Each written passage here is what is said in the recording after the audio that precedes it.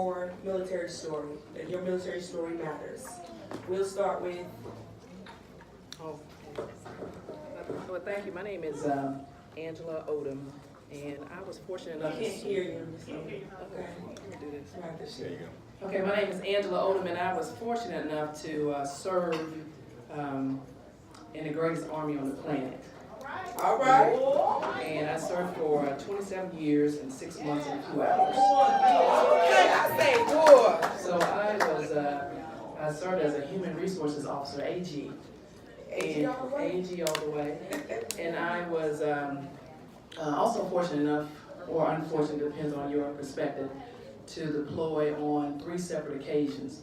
Once when I was, the first time when I initially got in the Army, we went to Desert Shield, Desert Storm. And then in 2003, deployed to Qatar. And of course that was just after the Twin Towers was hit. And so I served as a battalion commander. I was notified that I was going to be a battalion commander and that my unit was already deploying. I was in DC, or in HRC, Human Resources Command at the time, and I had to move my son. That's him right there, 13 years old now, but I left him when he was 14 months, for 14 months, serving in Iraq. And so we as a unit, Task Force Bronco, the 15th Personnel Services Battalion, we did casualty, we did postal, we did accountability, and the Army at the time was transitioning from, personnel services to human resources. And that was transitioning from structure and in the way they actually employed personnel soldiers, human resources soldiers. And so we wanted to make sure that, we did the Army right. And I would just say that my soldiers were elite. All right, so there was 7 Purple Hearts and there was combat action badges. And of course, the mindset was to make sure that we always did whatever we could to ensure that the soldier that was outside of the wire, because we were inside of the wire, was taken care of. And so that meant day, night, it just didn't matter. We wanted to make sure we did a good job. In the process of that, we lost 2 soldiers. And so we became the people needing the support. And so that was a total shift. Yes, we were deployed. Yes, myself and my Command Sergeant Major, Tim Livingood, we had deployed previously, and although it was, a reality, we did not realistically believe we would lose anyone, and we did. And so as that was 14 and a half months for me, 15 months for most of the soldiers in the unit. And when we returned, we went in October 2006, we returned January 2008. And then the unit itself, the Army, of course, was changing, so the unit itself was deactivated. And we all went our separate ways. And most of the soldiers in the unit deployed 1, 2, 3, 4, 5, and some even 6 more times after that. And so for me as their battalion commander and CSM Livingood, who is actually no longer with us, he passed away in Afghanistan after he retired. And so that was why I wrote the book. I wrote the book because we went to Fort Hood to pay our respects to my battle buddy. And while we were there, his 2 sons, who are men now, one of them got up and he read a letter from his father. And the letter was telling him and his brother, these are all the things we're going to do when I get back. One son was on a rugby team in college. I'm going to be at your games. We're going to fish. We're going to do this. And he read the story, and as he was reading it, I realized, yes, the 2 sons are very proud of their father, but they don't know what he did day to day when he was serving. They don't know what that looked like. At the same time, my son, and this was, of course, in 2015 when I wrote the book, that's when I retired and wrote it in 2016. And so my son was running around the house he must have been, 7 or 8. He was running around the house doing Nerf guns, and he said, "Mom, is this what you did? You know, ping, ping, ping." I said, "Oh, no." No, and I realized he too did not know what I did. And I knew that I was not alone. We have so many people that are proud of our service, and they tell us that. But at the same time, I wanted to make sure that they had a realistic view of their soldier. And me as a battalion commander, from that day that we deactivated the battalion, there had not been a 30-day period where I had not heard from one of those soldiers who we served with in Iraq. And this is 2018, and it's still the same. So I still hear from someone in the unit. Sometimes it's daily. The longest it's been since April 15th of 2008 has been a 30-day period. And so when I hear from them, it is just a mere connection. It is, "I see you. Hey ma'am, I'm good, you're good," like a buddy check. And then of course we have that horrible bonding experience. And so that's what I wanted to capture. I wanted to make sure that our 2 soldiers that lost their lives there, and we have one to lose their left foot, that they were not considered just another number. So we always honor Sergeant First Class John J. Tobiason, who lost his life in Iraq on November 28, 2007, which is my birthday, November 28. And Staff Sergeant Lillian Clemens, who was killed on October 10th, 2007. And so that's the reason I wrote Bronco Strong. And it is simply to make sure that everyone knows that the AG soldiers made a significant contribution to our Army and to our fabulous country. And so Angie Odom is always going to be able to push further the names of those 2 soldiers in Bronco Strong. And so I'm glad to be here today. All right, thank you. Yes, go ahead, Chief. All right, good morning. Just want to let you know I didn't know what exactly to wear, so I figured I'd wear a hat. Silver and half, I'll be half right.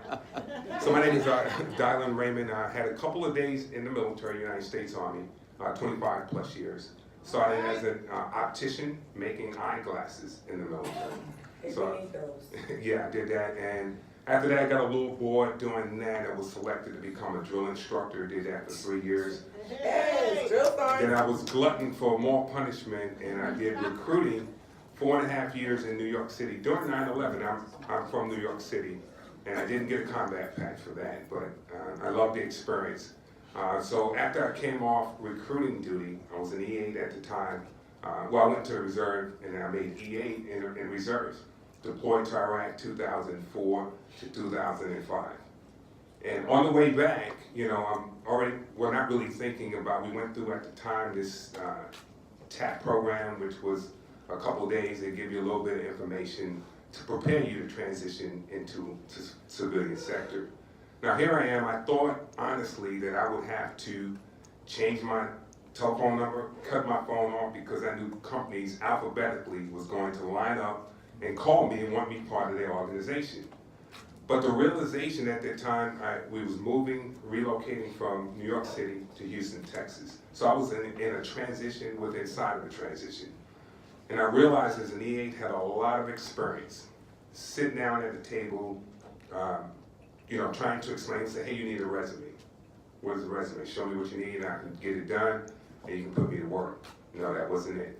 So what is behavior-based interview questions? I mean, it's literally like as if someone gave me a tablespoon of peanut butter trying to explain what I did, because I did so much. So at that time, 4 months unemployed, I got married, 4 girls, and just really had a ton of experience, but did not know how to line that experience up. And it was very emotionally draining. It was depressing. My confidence was very low, because the civilian support employer did not know what I bring to the table. So, however, in 2006, I was able to get into the military recruitment space. And I began to take notes, just write down, in the military, we're always looking to write our own SOP. What are we gonna do so we can ensure that this won't happen again? So I began to write my SOP. Well, this ain't gonna happen to me again. You can bet your bottom dollar. So as I began to go around to Army, Navy, Air Force, Marine Corps bases, as a recruiter now in the military space, I saw so many service members that was just like me, and I was like, wow. I thought it was only me that was going, and so I heard Lila say it earlier. So my story, I wrote the book Rucksack to Briefcase, a transition guide for service members and those the forgotten loved ones. Because it's the family members as well that have to transition. Typically, they're supporting the service member, 2 years here, 3 years there. They have the gaps in their employment. So I want you to know I'm qualified bilingual. I speak corporate and military speak fluently. Yes. So what I began to know, I go out and I began to talk to servicemen. What do you want to do? I just want a job. Okay, help me out. Give me some type of, so I began to now realize after writing the story it was a healing process for me, helped me out. But also I realized it was a passion and it was a mission to help service members as well. In fact, the last couple of days I was in a conference here in San Antonio. It was the Service Academy Career Conference. These are all academy grads, and they're struggling as well. There's just not enough information that's being put out for service members to prepare them to transition. And the statistics is ridiculous. I mean, because most service members, you're coming up to your transition piece, and in the first 18 months, typically service members are going to have, on average, about 67% have changed jobs 3 times. Because one, I need to get a job. They find themselves underemployed. They don't know how to transition, and I didn't know how to transition my skill set. But now I'm able to communicate, and that was some of the things, walking service members through the how-to, from the application process to the negotiating salary, what do I do when I get an offer letter, till you get your cheeks in the seat. That's me, all from that application, because it's an art all the way through that process. And over time, I began to get better in that space. And now being able to give back to service members. So I thought not only the book was good for me, but it was also, and then the credibility, being able to have done it before, being able to talk about my military history. And I love when they come up to the table and they start hitting me with acronyms, and I'm like, what is PDY or TDY, but I'm able to relate to them, and that was one of the things that I realized that it was a need. It was a need that I don't think is serviced in the military community abroad. Because if you look at it, 250,000 service members that are transitioning, or whatever the number is, each and every year. We just don't have the capacity to be able to service service members at that level. So that was one of the reasons, to be able to tell that story. Now I can tell that story to service members and then give them kind of direction on where to go from there. And last, I'll just say this, I had a pilot this Thursday. I was talking to him. Hey, what do you want to do? He had his resume all pilot, everything. He didn't know what he wanted to do. So I realized, I understood that he was an instructor. So then I began to talk to him from my experience as a drill instructor about zeroing his weapon. And I said, I just need you to point and aim. I gave him the basic things, and I saw him at the conference on Friday. Unbelievable confidence. I said, you're a different person today. And he just said, thank you for being able to connect with him. And those are some of the things that I was able to do. And I'm a warrant officer, so we straight to the point, no fat. It's just, here's the meat, so the information is straight to the point. Things that service members can actually accomplish, grasp, digest, as well as family members as well. Well, thank you. Mr. Mickey Addison? Hi, hey, well, it's not on. We on now? No, sir. I'm the mic holder. Thanks, Chief. All right. Hey, so Mickey Addison, retired Air Force civil engineer officer, 30 years. I loved every minute of it. Yeah. Get a shout out from the Army over there, Army Strong.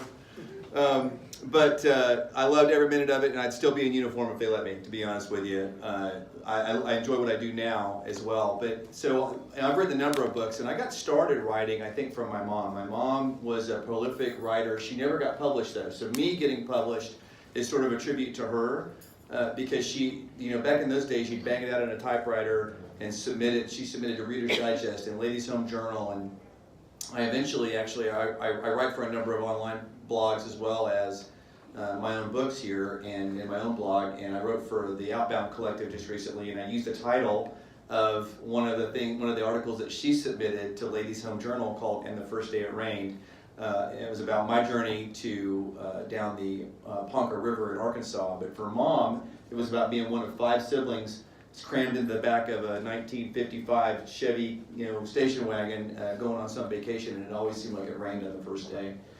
But I enjoyed writing and sharing my story. One of the books that I think, my latest book is called The 5 B's, and that's got, I think, an interesting story behind it. So that's the one I want to share with you today. We spent a lot of time as leaders, and I was very fortunate, atypically for my career field in the Air Force. I was able to command 5 times. I commanded as a captain, a major, lieutenant colonel, and twice as a colonel. And then had leadership positions like most of us did that were non-command leadership positions. And one of the things I learned, I think, about midway through my very first command was we spend a great deal of time telling our young soldiers, sailors, airmen, and Marines what not to do. We put them through basic training, and we tell them, don't stand here, don't say this, right? Yeah. And then we send them to advanced training, and we tell them to zero their weapon, and don't shoot over there, and don't do this. And then they come to us as fresh-faced 19-year-olds, and what happens, about half the time? They'll get into their first duty station, and that tech sergeant goes, well, I know they told you all that rah-rah stuff at basic training. That's not really the way we do it in the real Air Force, right? And it sort of deflates them a little bit. And the same thing I think is true for non-military people. You spend a lot of time in high school and a lot of time, if you go to college or you go to trade school or you go right into the workforce, and you learn a lot of don'ts, a lot of no's. And what had occurred to me was if I want to lead these people, and not just young people, anybody, you have to give people a positive vision of who you want them to be. You have to give them a target to aim at. They can't zero their weapon. I'm going to borrow that analogy all the time. They can't zero their weapon if they don't know what they're aiming at. They got to know what the target is. And so that's where the 5 B's came. And it started off as a talk, it evolved over time, and it started as a yellow sticky note. And I started out with 2 B's, to be free and to be virtuous.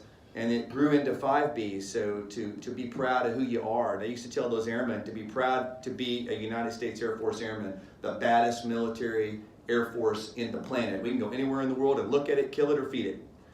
And so, to be authentically free. And to be free means to not just to do what you want, but to be able to choose what's good for you and what's healthy.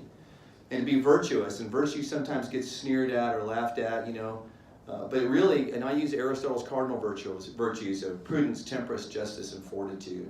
To be balanced, mind, body, and spirit, to be a whole person. And then to be courageous. In the military, we have to be prepared no matter what our MOS or career field to put our bodies between the bad guys and the people that we're protecting. But not everybody's going to face bullets. And you have to be able to be morally courageous as well. And so that started off as a talk I would give to those airmen, and it sort of grew. And I speak professionally, and I would give this talk from time to time. And the very first time I got asked to give it to a very mature audience, they were older people. And the event planner called me up, and I said, well, here's all the talks I give. She goes, we want the 5 B's. I said, I wrote that one for the young people, right? That's a 19-year-old's talk. Nope, that's the one we want. Are you sure? Because you look like you got a mature audience. And I was pleasantly surprised at how that message resonated, because I think it's very easy, especially when you get out of the military and you're in a civilian world where everybody's going a million different directions. It's very easy to lose your sense of self and to lose your sense of purpose. And that's what I hope to do for others is continue to serve in some way. And that is to take what I learned in the military about leadership and about respect for others, and how all you see when you look at another person is another airman, another soldier, another Marine, another sailor. That's part of your team and part of your family, your brother and sister in arms, and you don't see the other things that divide us. and you bring people together and teach people to create a culture of respect. And I want to bring those to groups that maybe don't learn that formally. And some people get it in their church community or their faith community, and some people get it in their family, and some people sadly never hear those messages. And I think that's something as veterans that we can do, because it's enculturated in us to treat people with respect and to hold people accountable. And that's why we're so hireable when we come out of the military. Because that's not always true, right? You know, yeah, I remember went to a TAP panel one time. We had a bunch of entrepreneurs, and they were talking about how hard it was to get people to show up on time or show up at all and pass a drug test, you know?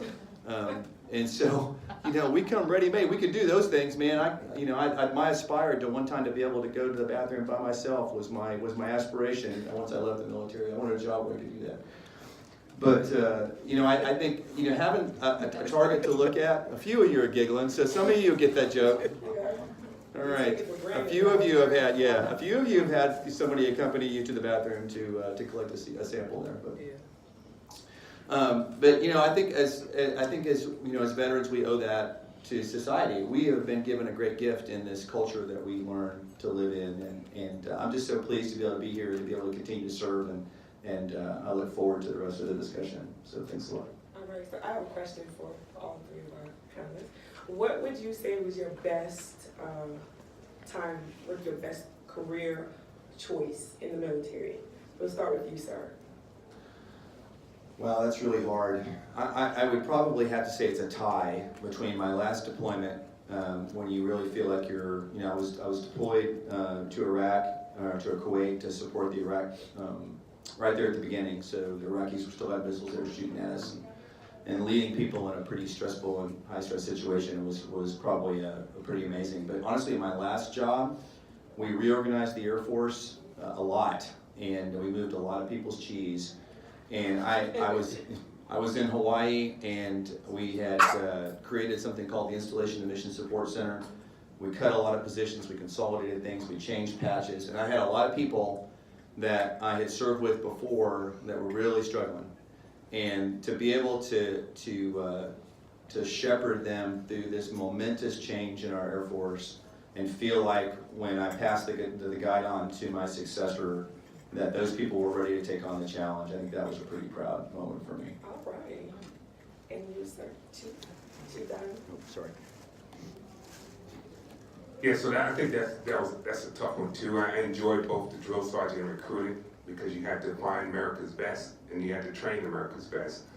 But when I went to become a warrant officer, I think that was the best kept secret. And I was like, why did I wait to E8 to switch over?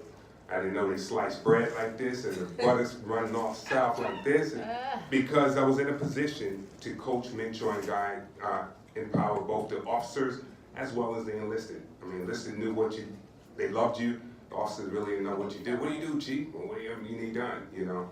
But I enjoyed that position, and it has really prepared me to do what I am doing now, to be able to coach both service members as well as family members. Okay. Who would drill sergeant? Yay. So for me, again, that's a great question. And I was able to command twice.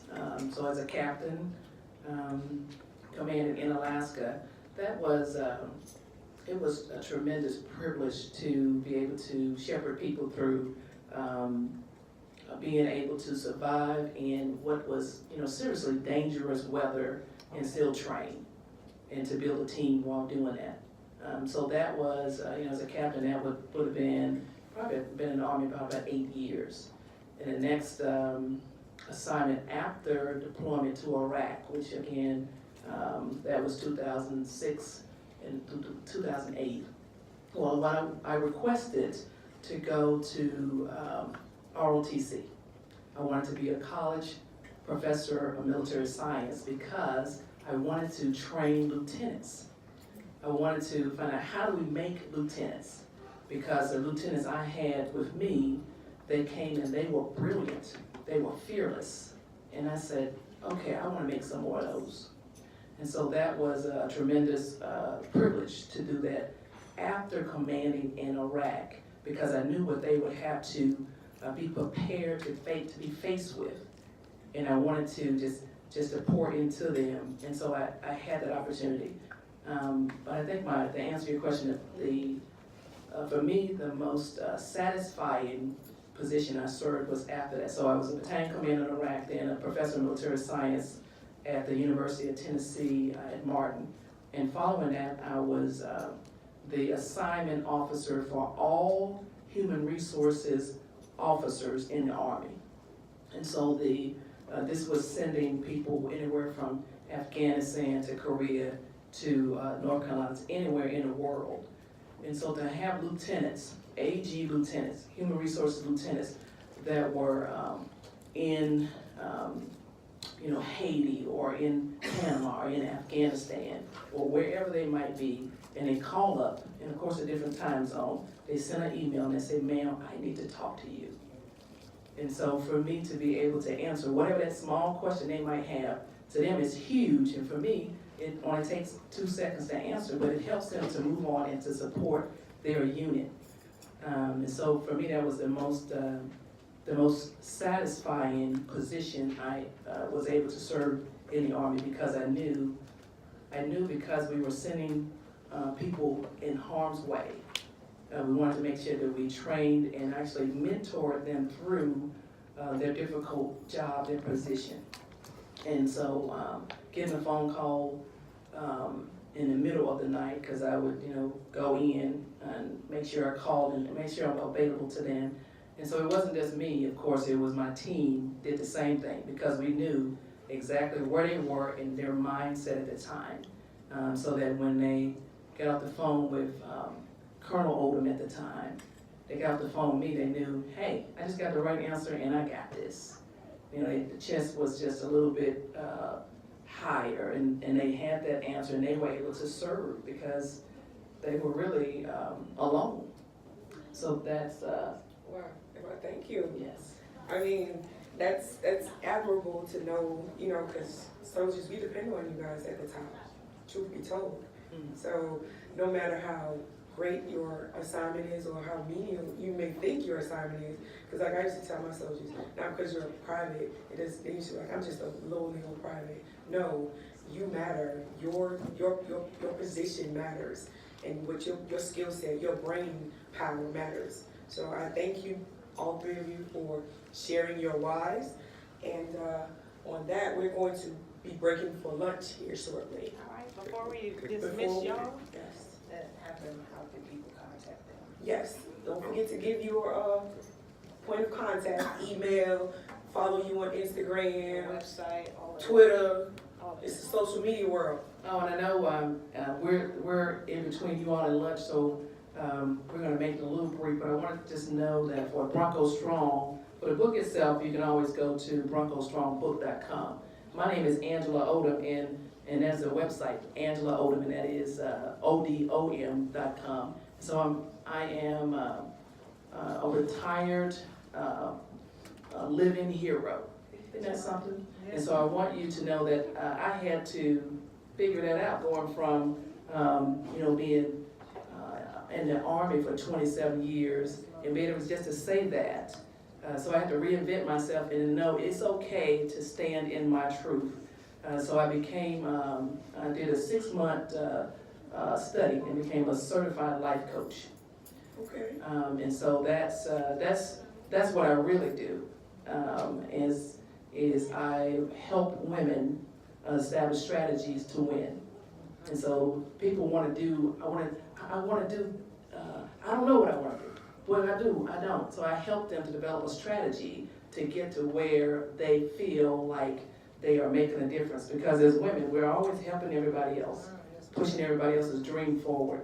And so I help the person, that woman, to decide what's best for her and her family. Because truth be told, we know that the woman is most likely the one that's making the monetary decisions, making the children parental decisions in the home. And so we want to help the whole family develop that strategy through the woman. So that's what I do. And you can go to, again, AngelaOdom.com. And for the book, of course, it's on Amazon. That's BroncoStrongBook.com. Okay, so I'm excited today, and the reason I'm excited today, if you guys can just take a look the current cover. As of today, I will be relaunching my book. So what I would like you to do is going to be a cover. I'm going to reveal the cover after lunch, so you guys can stop by the table and doing pre-launch. And thanks to my coach Sharon Jenkins, who assists me with this relaunching of the book. All right.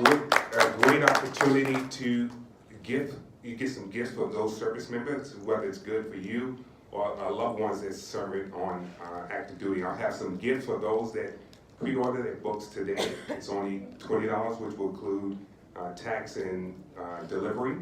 And you can reach me again. So just stop by. I'd love to get your feedback on the new cover. We went from front of the book, through the entire book, added some stuff, expanded, and my wife did a chapter contributing from what was the transition like from a spouse, former spouse. That's good. Awesome.